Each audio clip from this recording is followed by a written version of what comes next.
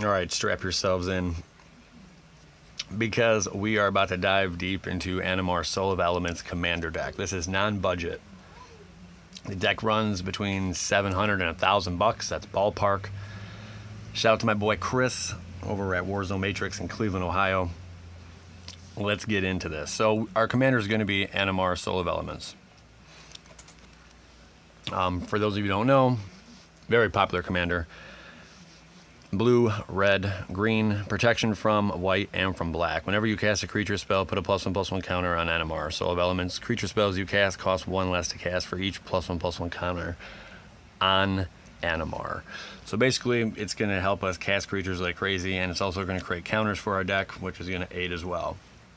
Let's get up into the mana base here. Again, this deck is not cheap. But if you're able to put it together, you got a real winner on your hands. All right, here is the land base.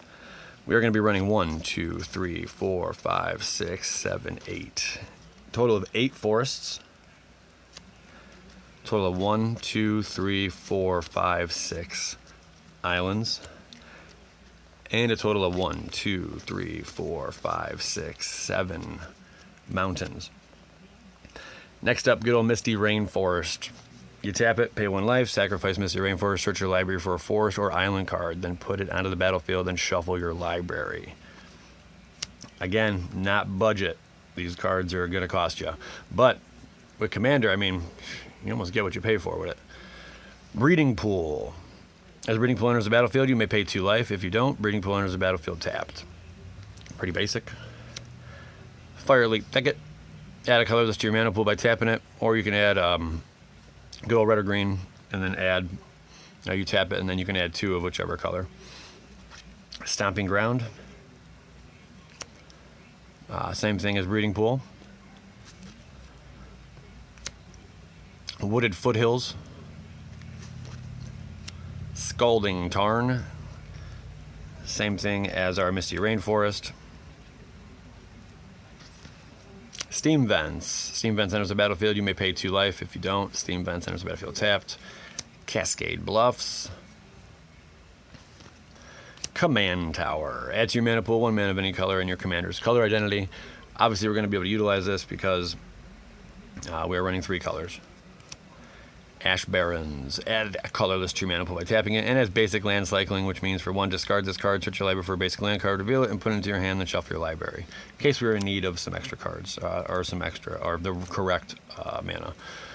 Reflecting Pool. Add to your mana pool 1 mana of any type that a land you control could produce by tapping it.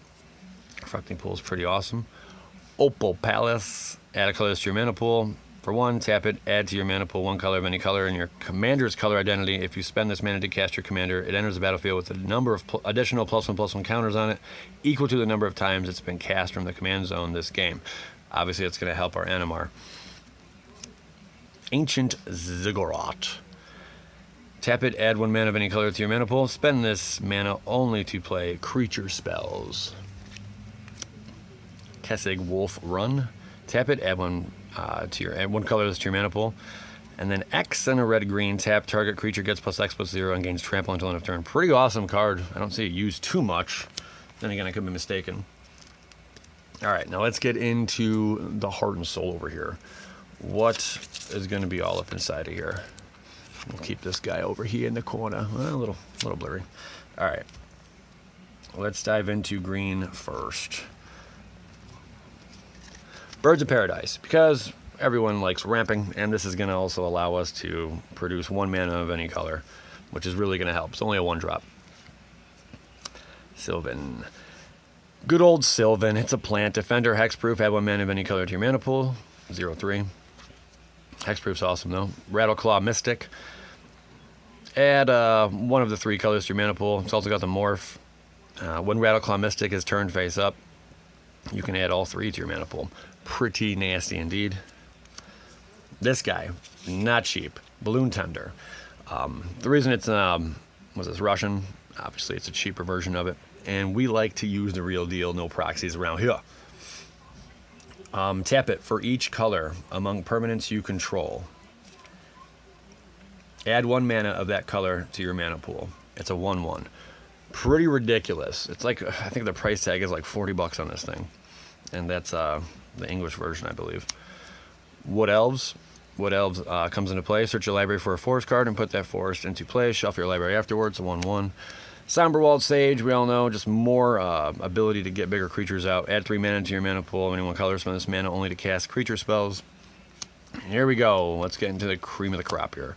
Ronus the Indomitable, of course. Death Touch Indestructible. Ronus the Indomitable can't attack or block unless you control another creature with power 4 or greater. For 3, another target creature gets +2/+0 and gains trample on the turn. Awesome cards, 5/5. Definitely gonna make gonna be able to utilize that.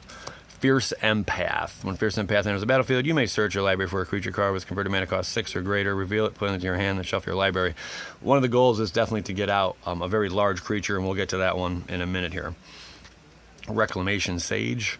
It's a 3-drop. When Reclamation Sage enters the battlefield, you may destroy target artifact or enchantment. Gotta love it, just because it can get rid of that artifact or enchantment. Anything pesky going on, take it out. Champion of Lamholt. Creatures with power less than Champion of Lamholt's power can't block creatures you control. Pretty gnarly card. Whenever another creature enters the battlefield under your control, put a +1/+1 counter on Champion of Lamholt. It's going to make it, things rather difficult to be blocked. Eternal Witness comes into play. You may return target card from your graveyard to your hand in case it's something we need, or it also triggers abilities when it enters. This sucker also is not going to be cheap. Oracle of Moldiah. It's 3 and forest to bring out. You may play an additional land on each of your turns. Play with the top card of your library revealed. You may play the top card if it is a land.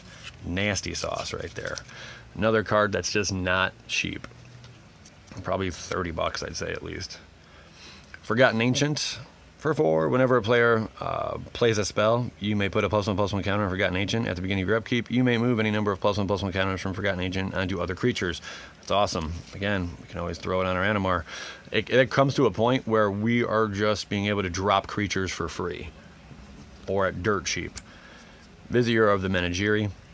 For 4, you may look at the top card of your library. You may do this anytime. You may cast the top card of your library if it's a creature card. You may spend that mana as though it were mana of any type to cast creature spells. Definitely another way to help out the deck with mana.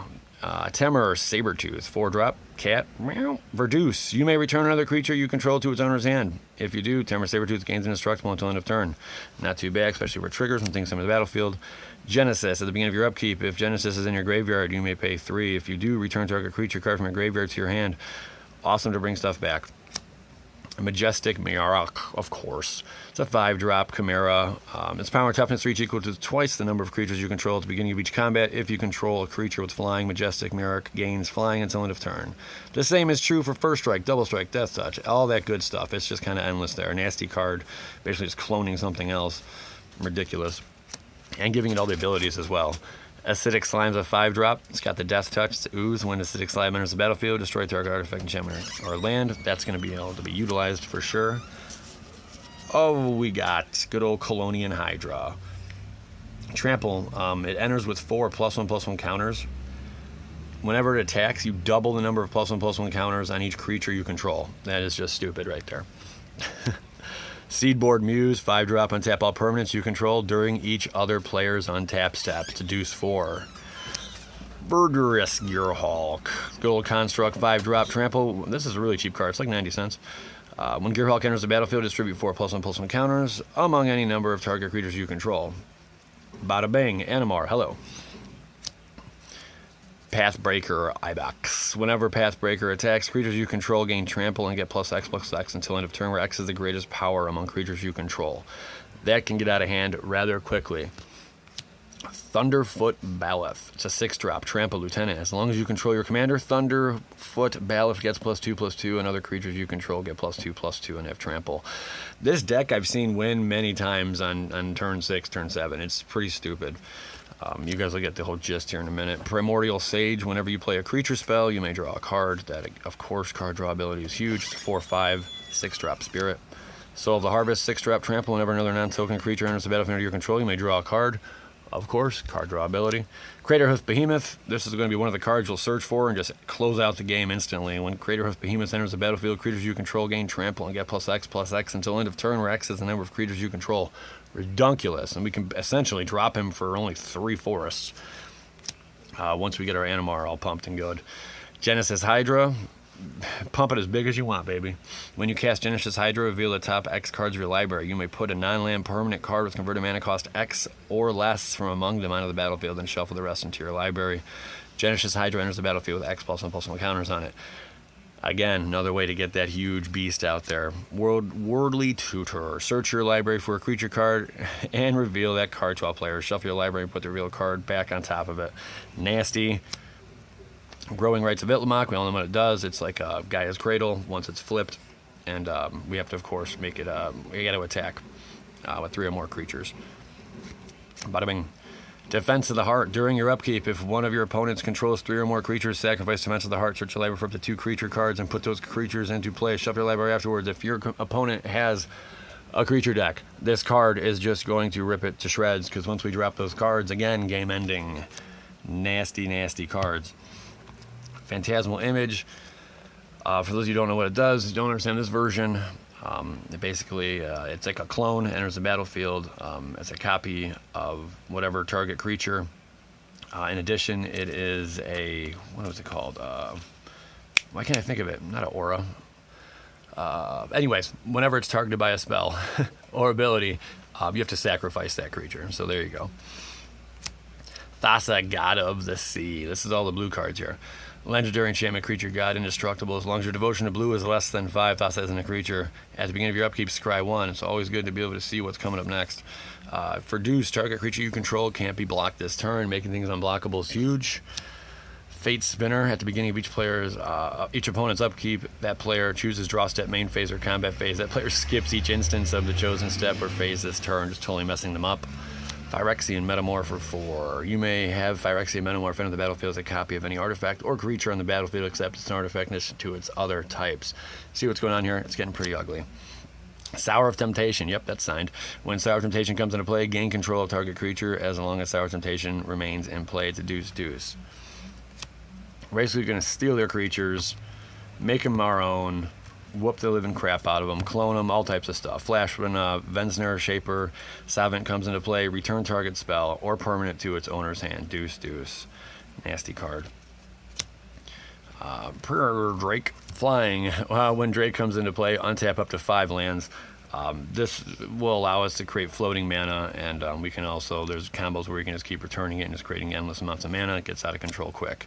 Magus of the Jar for 5. Sacrifice Magus of the Jar. Each player removes his or her hand from the game face down and draws 7 cards. At end of turn, each player discards his or her hand and returns his or her hand each card he or she removed from the game this way. It's a 3/3.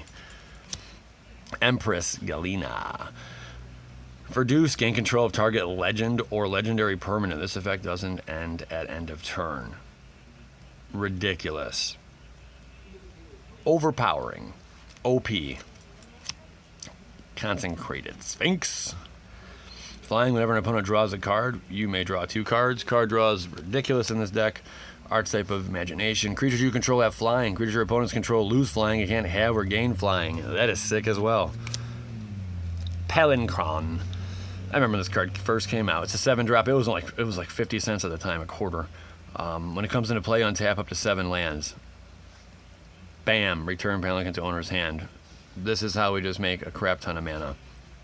Then we just play it again, keep mana floating. As you can see, it gets out of control quickly.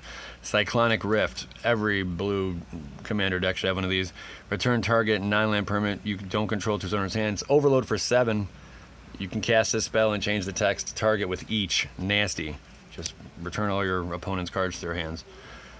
Purpurous God of the Forge, 4-drop, indestructible as long as your devotion to red is less than 5. Purpurous isn't a creature. Whenever another creature enters the battlefield under your control, Purpurous deals 2 damage to each opponent. For 3, creatures you control get +1/+0 until end of turn. Mr. Urbrask of the Hidden. You can see creatures you control have haste. Creatures your opponents control enter the battlefield tapped. We want to dominate and control the board as much as possible here. And steal stuff. Rashmi, Eternity's Crafter. Fun card. It's a 4-drop.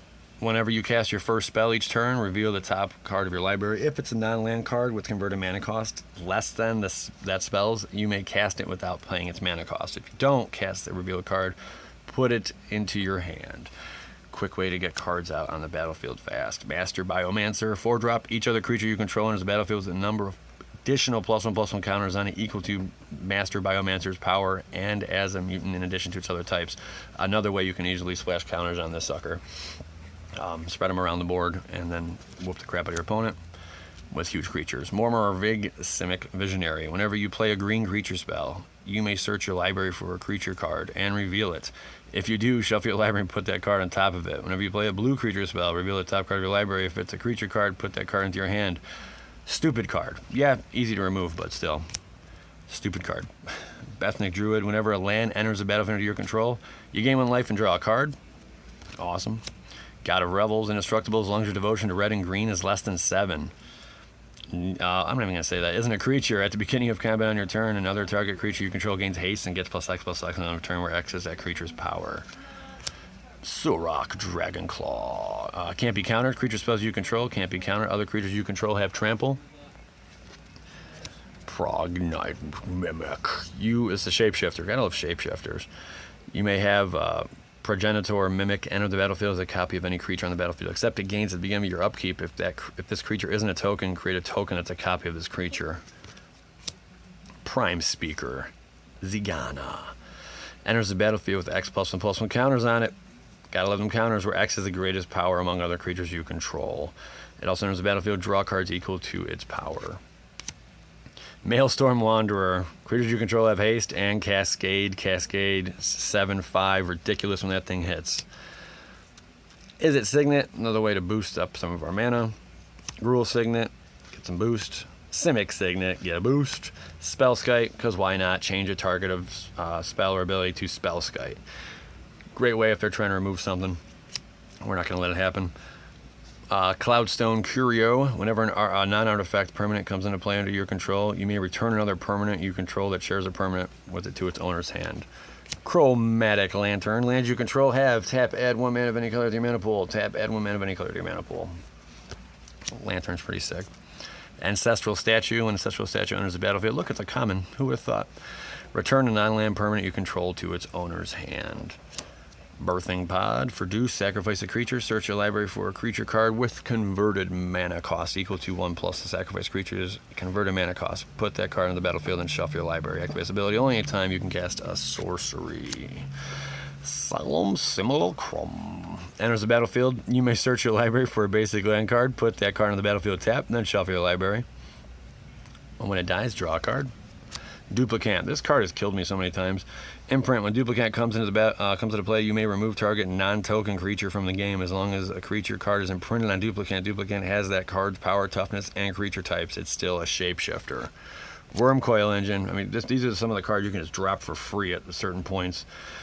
Death Touch Lifelink. When Wormcoil Engine is put into a graveyard from the battlefield, put a 3/3 colorless Worm Artifact creature token on Death Touch and 3/3 colorless Worm Artifact creature token with a lifelink on the battlefield. And of course, Ulamog the Ceaseless Hunger. It's 10 to bring out, but I've dropped this thing for free in games. When you cast Ulamog the Ceaseless Hunger, exile 2 target permanents. Indestructible. When Ulamog attacks, defending player exiles the top 20 cards of his or her library. The deck is ridiculous. Let me know what your guys' thoughts and opinions are on it. Also, if you're not subscribed, please by all means subscribe. Smash that thumbs up button. It does help a lot, and I'd love to hear from you guys in the comments. As always, PLA.